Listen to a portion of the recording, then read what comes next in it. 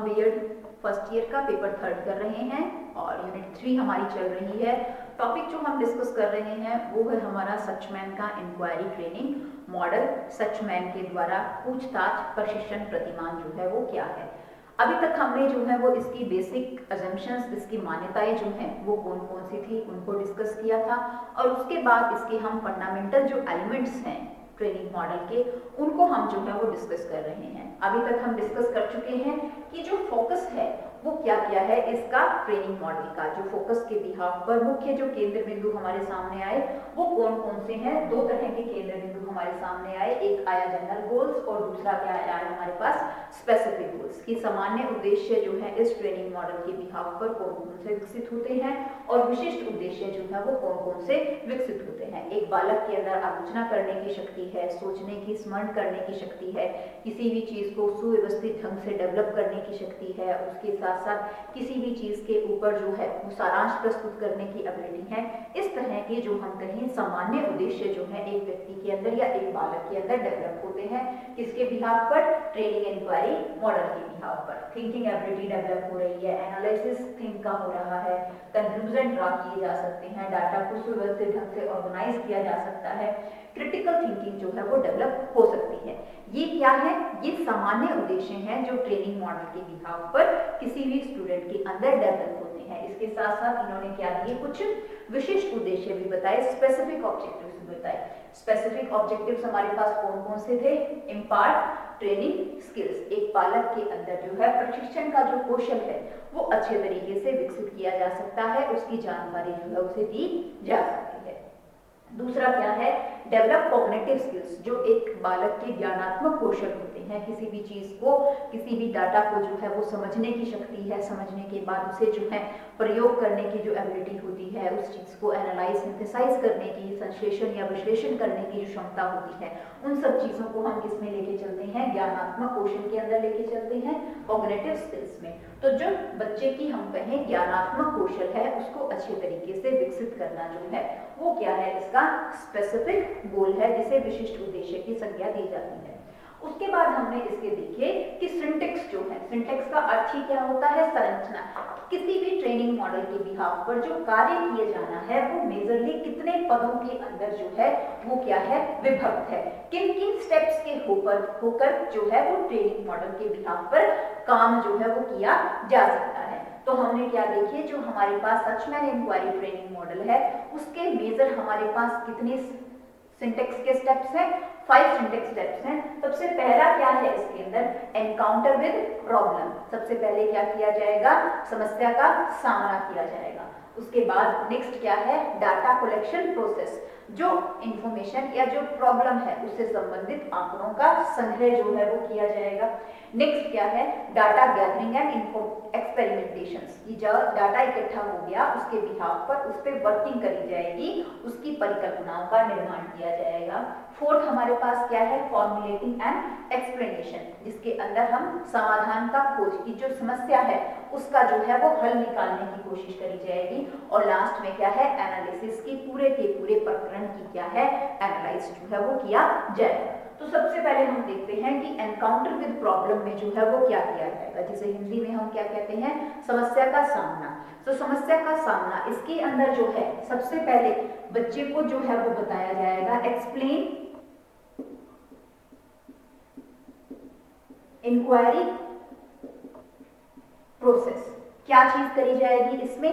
कि पूछताछ करने की विधि को जो है वो बताना। इसे हिंदी में हम क्या कहेंगे? पूछताछ विधि को बताना। बच्चे को जो है, जो अगर हम समस्या है जिसके बिहाफ पर हम बच्चे काम करना चाहते हैं तो उसके बिहाफ पर सबसे पहले जो है उसे समस्या के बारे में बताया जाएगा, explain the inquiry problem. Next क्या आएगा? प्रेजेंट द प्रॉब्लम, उसके सामने जो है वो समस्या को प्रेजेंट किया जाएगा, प्रस्तुतिकरण, प्रेजेंट द प्रॉब्लम, समस्या का प्रस्तुतिकरण जो है वो किया जाएगा। ये प्रोसेसिंग जो है वो अध्यापक के द्वारा की जाएगी कि सबसे पहले वो जो है वो इंक्वायरी प्रोसेस के बिहाफ पर बच्चा किस तरह से काम करेगा, कौन कौन से पद जो है उसे करने हैं इंक्वायरी प्रोसेस के बिहाफ पर, कौन कौन सा कार्य जो है उसे करना है। फिर उसके सामने जो है जो समस्या है जिसके ऊपर वो पूछताछ करेगा, उस समस्या को जो है बच्चों के सामने प्रस्तुत जो है वो किया जाएगा। नेक्स्ट क्या आता है, data collection process. Data collection process को जो है वो वेरिफिकेशन भी बोल दिया जाता है, जहां चीजों को जो है वो वेरीफाई किया जाता है। या किस chीज को वेरीफाई किया जाएगा, verify the nature and condition of the problem, verify nature and condition of problem. जो प्रॉब्लम है उसको जो है वो वेरीफाई किया जाएगा, उसकी प्रकृति के बारे में देखा जाएगा। जिसे हिंदी में अगर हम कहें तो हिंदी में इसे क्या कहा जाएगा, परिस्थितियों की प्रकृति की खोज करना। जो परिस्थिति है, जो सिचुएशन है जिसमें समस्या को दिया गया है, वो किस तरह की समस्या है, उस चीज के बारे में, उस प्रॉब्लम के बारे में उसकी पूछताछ जो है वो करी जाएगी। प्रकृति जो है उसकी किस तरह की है, वो समस्या कैसी है, वो सोशल है, पर्सनल है, किस तरह की जो है वो समस्या है। नेक्स्ट आता है verify the occurrence of problem, यानी कि समस्या के घटित होने की जांच, वो समस्या क्यों हो रही है। वेरीफाई अकरेंस ऑफ प्रॉब्लम, अर्थात समस्या के घटित होने की रीजन की, उसकी जांच करी जाएगी कि वो समस्या जो है वो क्यों हो रही है, उसके रीजन क्या है, कॉजेस क्या है, कारण जो है वो हमारे सामने कौन कौन से हैं। नेक्स्ट आता है आपका डाटा गैदरिंग। यहाँ क्या हो जाएगा, जब हमें नेचर का पता चल जाएगा और हम क्या है, किसी भी समस्या के होने के रीजन जो है वो कारण क्या है, उन सभी डाटा को क्या है हम इकट्ठा कर लेंगे। तो यहाँ पर क्या आएंगे, एक्सपेरिमेंटेशन, मतलब उसका सॉल्यूशन जो है वो निकालने की कोशिश करी जाएगी। उसका हम कहें कि प्रॉब्लम जो आ गई उसको समाधान जो है वो किस तरह से करना है, वो स्टेप जो है वो कौन सा है, हमारा थर्ड स्टेप है। क्या क्या चीज इसमें करी जाएगी, सबसे पहले वो कहता है आइसोलेट रेलेवेंट वेरिएबल्स।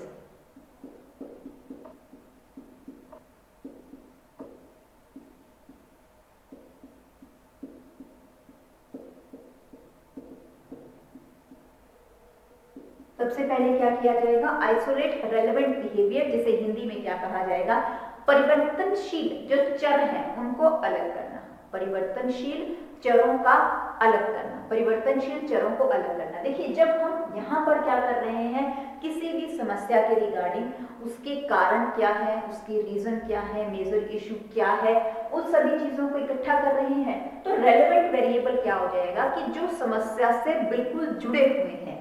बहुत सी चीजें ऐसी होंगी जो समस्या से जुड़ी हुई नहीं होंगी, बहुत सी चीजें ऐसी होंगी जो उस समस्या से संबंधित होंगी। तो यहाँ पर जो समस्या से संबंधित चीजें हैं उनको जो है वो एकत्रित किया जाएगा, जो उस समस्या से संबंधित नहीं है उन्हें जो है वो नेग्लेक्ट किया जाएगा, उन्हें जो है वो यूज नहीं किया जाएगा। इसके साथ साथ नेक्स्ट किया जाएगा hypothesis and test casual relationship, परिकल्पनाओं का निर्माण किया जाएगा। Formulation of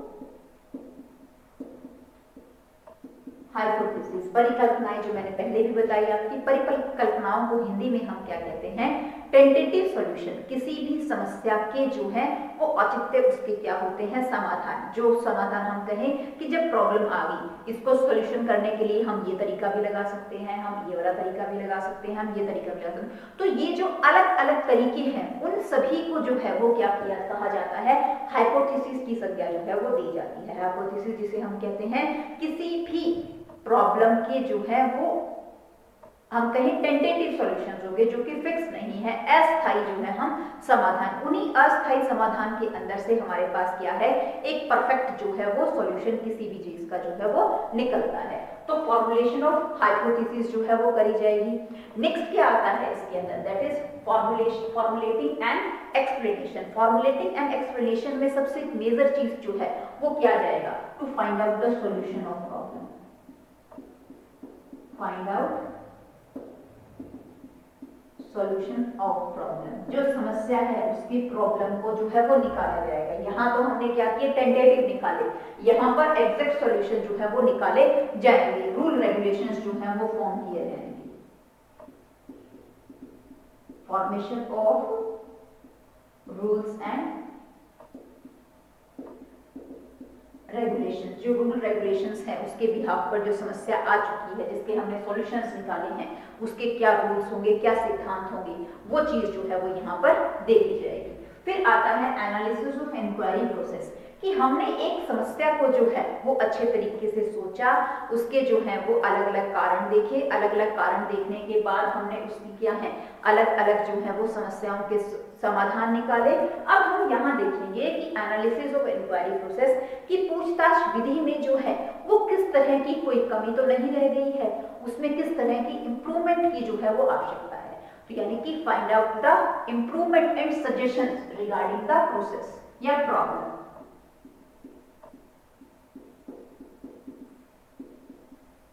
Find out improvement and suggestions regarding problem। समस्या से संबंधित जो है वो किस तरह के जो है हमें क्या करने हैं, सॉल्यूशन जो हमारे पास आए हैं उसके बिहाफ पर किस तरह से उन्हें और भी अच्छे ढंग से जो है वो प्रस्तुत किया जा सकता है। अब देखिए, मैं आपको एग्जांपल के साथ ये स्टेप क्लियर करती हूँ कि मान लीजिए आपके पास एक समस्या है, टीचर ने आपके सामने समस्या रख दी कि जो हमारा एनवायरनमेंट है, प्राकृतिक जो वातावरण है वो क्या हो रहा है, उसमें प्रदूषण जो है वो बहुत ज्यादा फैल रहा है, पॉल्यूशन जो है वो हो रहा है। तो सबसे पहले टीचर ने क्या किया, आप जो इंक्वायरी प्रोसेस करोगे, जो आपने पूछताछ करनी है वो किस ढंग से करनी है, वो चीज जो है वो टीचर आपके सामने बताएगा कि आपको जो है वो क्या करना है, सोशली इंटरेक्ट होकर लोगों से बातचीत करनी है, या आप क्या करोगे अपने आसपास होने वाली गतिविधियों के बारे में जो है वो ऑब्जर्वेशंस करोगे, तो वो आपको बताएगा। यहाँ पर प्रेजेंट द प्रॉब्लम, यहाँ अध्यापक ने आपके सामने एक प्रॉब्लम रख दी, क्या कि जो हमारा वातावरण है उसमें पॉल्यूशन क्यों हो रहा है, प्रदूषण होने की समस्याएं या रीजन जो है वो क्या है। तो ये प्रेजेंट आपके सामने प्रॉब्लम रख दी गई। फिर आप जो स्टूडेंट है वो क्या करेगा, सबसे पहले verify the nature and the condition of problem, कि जो पॉल्यूशन की प्रॉब्लम आपके सामने रखी गई है वो किस तरह की जो है वो प्रॉब्लम है, मतलब कि वो सोशली है, वो पर्सनल है, वो सिर्फ स्कूल लेवल की है, वो कम्युनिटी लेवल की है, किस तरह की है, वो चीज जो है देखी जाएगी। फिर वो कहता है verify occurrence of the problem, जो वो समस्या हो रही है, पॉल्यूशन हो रहा है, उसके आप क्या ढूंढोगे, अलग अलग कारण ढूंढोगे। क्या कारण ढूंढे जाएंगे कि वो जो है वो लोगों के थ्रू गार्बेज बहुत ज्यादा फैलाया जा रहा है, गार्बेज के साथ साथ हम कहें इतनी ज्यादा टेक्नोलॉजीज आ गई हैं कि उसकी वजह से हमारे बिहाफ पर एयर पोल्यूशन जो है वो बहुत ज्यादा हो रहा है। तो यानी कि उसके रीजंस जो है आप क्या है फाइंड आउट करोगे। जब आपके पास रीजन जब आएंगे तो वो कुछ रीजन क्या होंगे, वो उस समस्या से संबंधित होंगे और कुछ क्या होंगे उस समस्या से संबंधित नहीं होंगे। तो इस स्टेप के ऊपर आइसोलेट रेलेवेंट वेरिएबल, जो परिवर्तनशील चर हैं उनको जो है वो इन्वॉल्व किया जाएगा, और जो इररेलेवेंट है यानी कि जो समस्या से संबंधित नहीं है उनको जो है वो अलग कर दिया जाएगा। नेक्स्ट वो क्या कहता है, फॉर्मुलेटिंग द हाइपोथेसिस, कि जो समस्या आ गई उस समस्या के अब हम क्या निकालेंगे, टेंटेटिव सॉल्यूशंस जो है वो आप निकालेंगे। आपके सामने रीजन आ गया कि जो पोल्यूशन हो रहा है, प्रदूषण हो रहा है, उसके जो है वो अलग अलग रीजन है, लोग जो है वो अवेयर नहीं है, साफ सफाई का ध्यान नहीं रखा जाता, लोगों को जो है टेक्नोलॉजी का बहुत ज्यादा जो है वो उपयोग हो रहा है, तरह तरह के आपके पास क्या आते हैं, उसके सॉल्यूशंस आते हैं। सॉल्यूशंस फॉर्मुलेटिंग द हाइपोथेसिस, कि आप निर्माण करोगे कि लोगों को जो है वो ज्यादा से ज्यादा जागरूक किया जाए, जागरूक करने के साथ साथ जो है वो उन्हें इससे होने वाली समस्याओं के बारे में बताया जाए, बताया जाने के साथ साथ रूल रेगुलेशंस को फॉलो किया जाना चाहिए। आप क्या दोगे, एक उसी समस्या के अलग अलग जो है वो सॉल्यूशन प्रस्तुत करोगे। फिर क्या आएगा, find out the solution of problem, फिर एक एग्जैक्ट सॉल्यूशन जो है वो निकाला जाएगा जो उसके लिए क्या होगा, बिल्कुल सही होगा, तो वो जो है वो सॉल्यूशन निकाला जाएगा। फिर फॉर्मेशन ऑफ रूल रेगुलेशंस, उसके बिहाफ पर जो है वो कुछ ना कुछ रूल रेगुलेशंस को बनाया जाएगा कि लोगों को जो है वो फाइन चार्जेस दिया जाएगा अगर वो गार्बेज को ज्यादा फैला रहे हैं, लोगों को अवेयरनेस के प्रोग्राम के बिहाफ पर जो है वो एजुकेशन के अंदर ईवीएस पढ़ना कंपलसरी कर दिया जाएगा। कुछ इस तरह के जो है वो रूल रेगुलेशंस बनाए जाएंगे जिससे क्या होगा, समस्या का एग्जैक्ट जो है वो सॉल्यूशन निकलेगा। देगा। फिर आता है find out improvement and suggestions regarding the problem, कि जो हमने इंक्वायरी प्रोसेस किया उसके बिहाफ पर किस तरह से उसको जो है वो इम्प्रूव किया जा सकता है और भी अच्छे ढंग से किया जा सकता है, और क्या उसके रिगार्डिंग जो है वो सजेशंस होंगी, वो किस में देखा जाएगा, आपका एनालिसिस ऑफ इंक्वायरी प्रोसेस के अंदर जो है वो देखा जाएगा। तो ये हमारे पास क्या था, एक सिंटेक्स किसका, ट्रेनिंग इंक्वायरी मॉडल का। अब हम जो है वो नेक्स्ट डिस्कस करते हैं what is the principle of reaction, कि हमारे पास जो प्रिंसिपल ऑफ रिएक्शन जो है वो क्या है।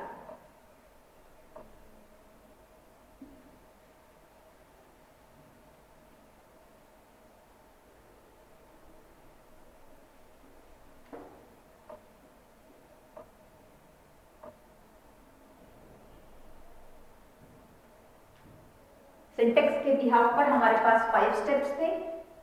अब प्रिंसिपल ऑफ रिएक्शन हम देखते हैं कि प्रिंसिपल ऑफ रिएक्शन जो है वो हमें क्या कहता है। प्रिंसिपल ऑफ रिएक्शन के अंदर आप क्या देखते हो, क्या होता है प्रिंसिपल ऑफ रिएक्शन, प्रतिक्रिया का नियम, कि जब देखिए कोई समस्या होगी बच्चे के सामने, आप कोई समस्याएं जो हैं वो प्रस्तुत कर रहे हैं, तो बच्चा क्या करेगा, ज्यादा से ज्यादा क्वेश्चनिंग करेगा, उसके रिगार्डिंग आपसे जो है उसकी इंफॉर्मेशन कलेक्ट करने की जो है वो कोशिश करेगा। तो इसमें क्या किया जाता है, सबसे पहले तो फ्रेमिंग ऑफ द क्वेश्चंस, प्रश्नों का निर्माण किया जाता है। फ्रेमिंग ऑफ क्वेश्चंस, प्रश्नों का निर्माण करना, जिसके अंदर कोशिश क्या करी जाएगी, प्रश्न जो है वो किस तरह के प्रश्न होने चाहिए, जो कि क्या हो, यस और नो, जो छोटी से छोटी यानी कि कम समय के अंदर जो है वो इंफॉर्मेशन गेन करें। उसके साथ साथ वो कहेगा रीफ्रेमिंग, अगर प्रश्न जो है वो गलत पूछे जा रहे हैं, जो कि समस्या से संबंधित नहीं है, तो उन प्रश्नों को बच्चों को क्या कहा जाएगा, इन प्रश्नों को दोबारा से आप रीफ्रेम करिए, ये समस्या से संबंधित जो है वो नहीं है। उसके बाद क्या आता है इसके अंदर, पॉइंट आउट इररेलेवेंट स्टेटमेंट,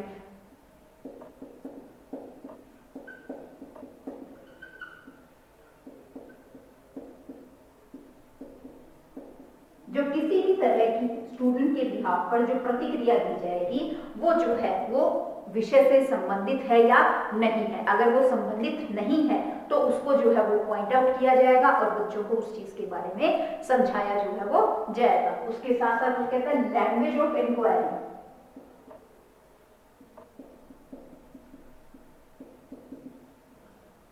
यहाँ पर अध्यापक जो है वो अपनी भाषा का जो है वो सबसे ज्यादा ध्यान रखेगा कि वो बच्चों के सामने जब बातचीत कर रहा है तो उसकी लैंग्वेज जो है वो क्या होनी चाहिए, सिंपल होनी चाहिए, क्लियर होनी चाहिए, जिससे बच्चे के दिमाग में किसी भी तरह की कंफ्यूजन जो है वो डेवलप ना हो। फिर वो कहता है क्लियर स्टेटमेंट, वो बच्चे के हर पॉइंट को जो है वो सही करने की कोशिश करेगा। अगर उसे किसी भी तरह की समस्या आ रही है तो उन समस्याओं को निजात करने की जो है उसके अंदर कोशिश करेगा। और लास्ट क्या आता है, एनकरेजिंग इंटरेक्शन, जो अंतरक्रिया हो रही है अध्यापक के बीच में और लर्नर के बीच में, उसको बहुत ज्यादा क्या है एनकरेज किया जाएगा, उसको प्रोत्साहित जो है वो किया जाएगा। तो ये क्या है हमारे पास प्रिंसिपल ऑफ रिएक्शन, कि प्रश्न को जो है वो पूछने से पहले उनको फ्रेम किया जाएगा, बनाया जाएगा, विकसित किया जाएगा। अगर उसमें किसी भी तरह के जो प्रश्न हैं वो प्रॉब्लम से संबंधित नहीं है तो उनको फिर दोबारा से रीफ्रेम किया जाएगा, समस्या से संबंधित बनाया जाएगा। Point out the irrelevant statement, बच्चों के द्वारा जब इंटरेक्शन करी जा रही है उसमें अगर कोई गलत प्रकार की अगर कोई परिस्थिति या स्टेटमेंट यूज करी जा रही है तो उसको जो है वो नेग्लेक्ट किया जाएगा। लैंग्वेज इंक्वायरी, की जो पूछताछ के बिहाफ पर जो भाषा का उपयोग किया जा रहा है वो सही और सरल भाषा जो है वो यूज करी जाएगी। क्लियर स्टेटमेंट, हर टाइम जो है वो टीचर क्या कोशिश करेगा, स्टेटमेंट को क्लियर करने की कोशिश करेगा और इंटरेक्शन को ज्यादा से ज्यादा एंकरेज करने की जो है वो कोशिश करेगा। अब हम इसका सोशल सिस्टम देखते हैं कि इस मॉडल का सोशल सिस्टम जो है वो किस तरह का है। तो जो ये मॉडल है इसको जो है वो हाईली स्ट्रक्चर्ड मॉडल बोला जाता है। ये जो है वो हाईली स्ट्रक्चर्ड मॉडल है। हाईली स्ट्रक्चर्ड मॉडल के साथ साथ आप इसमें क्या देखते हो, टीचर सेंटर्ड पैटर्न है, क्योंकि हर काम पे हर पॉइंट के ऊपर टीचर ही जो है वो बच्चे को इंस्ट्रक्शंस या किसी भी चीज के बारे में जो है वो बताएगा। उसके साथ साथ हम क्या देखते हैं, टीचर कंट्रोल ऑल एक्टिविटी,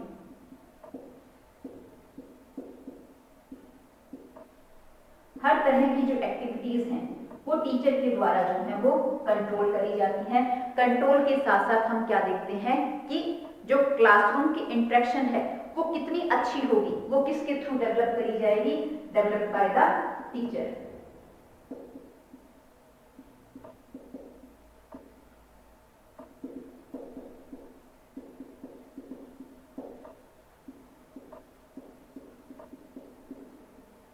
वही जो है वो इसके अंदर सारी की सारी प्रोसेस को जो है वो डेवलप करता है। उसके साथ साथ वो क्या कोशिश करता है, development of the feeling of cooperation. वो बच्चों के अंदर किस चीज को डेवलप करे, डेवलप सहयोग की भावना को विकसित जो है उसके अंदर बच्चों के अंदर वो करके चले। तो वो चीज क्या आती है हमारी सामाजिक या सोशल सिस्टम के अंदर जो है हम लेकर चलते हैं। अब इसके अंदर हम देखते हैं what are the support system, कि सपोर्ट सिस्टम क्या है इसके अंदर। तो सपोर्ट सिस्टम के अंदर जितना ज्यादा जो है वो किस चीज को यूज किया जाएगा, यूज ऑफ रिसोर्स मटेरियल। जितना ज्यादा संसाधनों को यूज किया जाएगा उससे जो है वो समस्या उतनी ही जल्दी क्या है इंप्रूव हो पाएगी, उसकी समस्याएं जो है वो खत्म हो पाएंगी। That is use of technical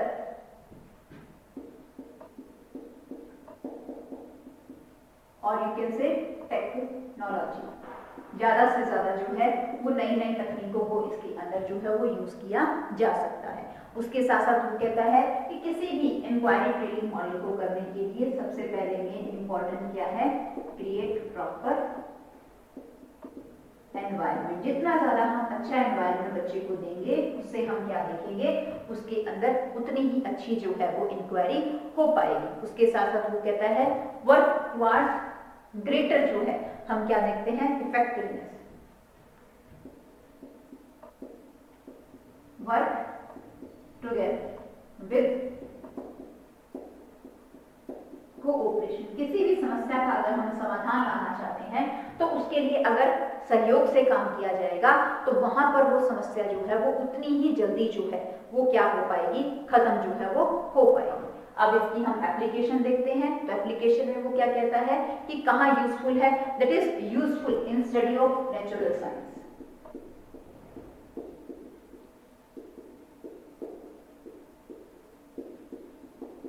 जो विज्ञान विषय है उसको स्टडी करने में ये मॉडल जो है वो बहुत ज्यादा उपयोगी है। इसके साथ साथ जहां पर भी हम अगर डेवलप साइंटिफिक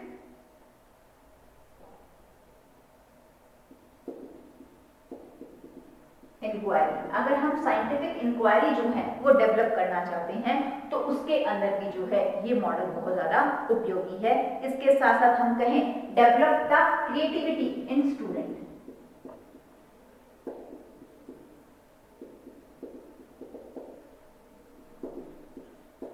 अगर स्टूडेंट में हम क्रिएटिविटी डेवलप करना चाहते हैं तो उसके लिए भी इसे प्रयोग किया जा सकता है। इसके साथ साथ यूजफुल इन ऑल सब्जेक्ट्स, सभी प्रकार के जो विषय हैं उनको पढ़ाने में ये मॉडल जो है वो ज्यादा से ज्यादा यूजफुल है, ज्यादा से ज्यादा उपयोग जो है वो किया जा सकता है। क्यों किया जा सकता है, क्योंकि हर सब्जेक्ट के अंदर बच्चे की जो जिज्ञासु प्रवृत्ति होती है सोचने की या किसी भी चीज को समझने की शक्ति हर सब्जेक्ट से संबंधित होती है। तो हर सब्जेक्ट को हम इंक्वायरी ट्रेनिंग मॉडल के बिहाफ पर जो है वो पढ़ा सकते हैं। हमने क्या देखे, प्रिंसिपल ऑफ रिएक्शन के पॉइंट देखे कि इसमें क्वेश्चंस को फ्रेम किया जाना चाहिए, फिर उसके अंदर अगर कोई गलत प्रश्न है तो उनको देखा जाना चाहिए, रेलेवेंट स्टेटमेंट जो है वो डेवलप की जानी चाहिए और जो इंक्वायरी की लैंग्वेज है वो उसके अंदर जो है वो सही होनी चाहिए, स्टेटमेंट को ज्यादा से ज्यादा क्लियर किया जाना चाहिए और बच्चों को ज्यादा से ज्यादा मोटिवेट किया जाना चाहिए। अगर हम इसके स्ट्रक्चर की बात करते हैं, सोशल सिस्टम की बात करें तो ये हाईली जो है वो स्ट्रक्चर्ड मॉडल है। इसके साथ साथ टीचर सेंटर्ड है। ज्यादा से ज्यादा गतिविधि जो है इसके अंदर किसके द्वारा करी जाती है, टीचर। कंट्रोल जो है वो किसके थ्रू किया जाता है, अध्यापक के द्वारा ज्यादा किया जाता है, यानी कि इसकी परिस्थितियों को जो है वो टीचर ज्यादा कंट्रोल करके चलता है। डेवलप इफेक्टिवली, जो क्लासरूम इंटरेक्शन है वो बहुत ज्यादा जो है इसकी वजह से इफेक्टिव बनाई जा सकती है। फीलिंग ऑफ कोऑपरेशन, बच्चों को जब हम कोई ट्रेनिंग प्रोसेस के बिहाफ पर काम देते हैं तो वो इंडिविजुअल नहीं देकर ग्रुप में दिया जाता है, तो इससे फीलिंग ऑफ कोऑपरेशन, सहयोग की भावना जो है वो अच्छे तरीके से विकसित है। अब हम इसके सपोर्ट सिस्टम की अगर हम बात करें तो जितने ज्यादा इसके अंदर जो है वो संसाधनों का उपयोग किया जाएगा उतना ही इंक्वायरी ट्रेनिंग मॉडल जो है वो अच्छे तरीके से वर्कआउट करेगा। नई नई टेक्नोलॉजीज को अगर यूज किया जाएगा तो उससे भी हम क्या देखेंगे, बच्चों की जो क्यूरियोसिटी है वो जो है हम क्या कर सकते हैं, डेवलप भी कर सकते हैं और उसको अच्छे तरीके से सेटिस्फाई भी कर सकते हैं। उसके साथ साथ प्रॉपर एनवायरनमेंट, अगर हम बच्चे को एक नेचुरल फ्री एनवायरनमेंट दे रहे हैं, अपने आप जो है उसे किसी भी एक्टिविटी में पार्टिसिपेट करने का मौका दे रहे हैं, तो उससे आप क्या देखोगे, बच्चे के अंदर बहुत सारी जो क्वालिटी है वो डेवलप होंगी। वर्क टुगेदर विद कोऑपरेशन, यहाँ पर बच्चे को जो है वो इंडिविजुअल काम करने की बजाय उसे कोऑपरेशन में काम करने की भावना जो है वो डेवलप की जानी चाहिए। अब अगर हम इसके एप्लीकेशन की बात करें कि ये कहाँ कहाँ अप्लाई है, तो सबसे मेन जो है वो जो हमारे साइंस सब्जेक्ट है उसको पढ़ने में जो है वो बहुत ज्यादा यूजफुल है। उसके साथ साथ अगर हम बच्चे की साइंटिफिक इंक्वायरी डेवलप करना चाहते हैं तो वहां पर भी वैज्ञानिक दृष्टिकोण अगर हम विकसित करना चाहते हैं तो वहां पर भी ये बहुत ज्यादा उपयोगी है। क्रिएटिविटी अगर डेवलप करना चाहते हैं तो उसमें भी बहुत ज्यादा उपयोगी है। और उसके साथ साथ अगर हम हर सब्जेक्ट के बिहाफ पर बच्चे की जो जिज्ञासु प्रवृत्ति है उसको अगर हम पूर्ण करना चाहते हैं तो वहां पर भी ये क्या है, बहुत ज्यादा उपयोगी ये मॉडल जो है वो माना जाता है। तो ये हमारे पास क्या है, बेसिक फंडामेंटल एलिमेंट्स हैं। अगर हम इस मॉडल की बात कर रहे हैं तो ये मॉडल किसके थ्रू दिया गया है, ये जे रिचर्ड सचमैन के थ्रू दिया गया 1962 के अंदर। मेजर नाम से ही क्लियर है आपको किस चीज के ऊपर बेस्ड है, बच्चों के अंदर जो साइंटिफिक इंक्वायरी स्किल्स होती हैं उन सभी को विकसित करने के लिए ये मॉडल जो है वो बनाया गया। वैज्ञानिक जो हम कहें प्रशिक्षण कौशल जो है वो अगर एक लर्नर में डेवलप करना है तो उसके लिए इस मॉडल को बनाया गया। इससे पहले हमने इसके बेसिक अजम्पशंस की बात करी थी कि जो ज्ञान है वो स्थायी नहीं होता, एक प्रश्न के केवल एक ही उत्तर नहीं होता, भिन्न भिन्न तरह के उत्तर होते हैं। उसके साथ अगर कोई बच्चा है वो किसी भी चीज को अच्छे तरीके से लर्न करना चाहता है तो वो उस चीज में एक्टिवली पार्टिसिपेट करे। और हर पर्सन क्या होता है, क्यूरियोसिट होता है, वो नई चीजों को सीखने के लिए हमेशा जो है वो तत्पर होता है। सेल्फ लर्निंग को जो है हम डेवलप कर सकते हैं। तो ये कुछ हमारे पास क्या थी, उसकी मान्यताएं थी। मान्यताओं के बाद हमने क्या देखे, इसके फंडामेंटल एलिमेंट्स देखे जो कि मेजर क्या होते हैं, किसी भी मॉडल के 6 फंडामेंटल एलिमेंट होते हैं। पहला क्या देखा हमने, फोकस, जनरल ऑब्जेक्टिव्स हैं और स्पेसिफिक ऑब्जेक्टिव्स हैं। फिर देखा हमने सिंटेक्स, सिंटेक्स के लिए हमारे पास कितने स्टेप्स हैं, 5 स्टेप्स हैं। फिर हमने देखा प्रिंसिपल ऑफ रिएक्शन, प्रतिक्रिया के नियम, जिसके लिए हम क्या देख रहे हैं कि क्वेश्चंस फ्रेम होनी चाहिए, क्वेश्चन ज्यादा से ज्यादा बच्चों के साथ इंटरेक्शन की जानी चाहिए, एनकरेज किया जाना चाहिए इंटरेक्शन के लिए। सोशल सिस्टम की बात करी तो हाईली स्ट्रक्चर्ड है, टीचर के द्वारा ये सारी एक्टिविटी करी जाती हैं, क्लासरूम इंटरेक्शन जो है वो बहुत अच्छी हम डेवलप कर सकते हैं। फिर हमने इसमें सपोर्ट सिस्टम की बात करी, जहाँ जितना अच्छा प्रॉपर एनवायरनमेंट देंगे उतना ही ज्यादा बच्चा जो है वो डेवलप होगा। और लास्ट में हमने एप्लीकेशन की बात करी, तो मेजरली जो है वो नेचुरल साइंस के लिए जो है वो बहुत ज्यादा एप्लीकेबल है, लेकिन इसके साथ साथ बाकी विषयों की जो क्यूरियोसिटी है अगर वो भी हम बच्चे की परिपूर्ण करना चाहते हैं तो उसके लिए भी इस मॉडल का उपयोग किया जा सकता है। तो यहाँ हमारा सचमैन का मॉडल कंप्लीट हो जाता है। नेक्स्ट टॉपिक हम नेक्स्ट लेक्चर के अंदर डिस्कस करेंगे।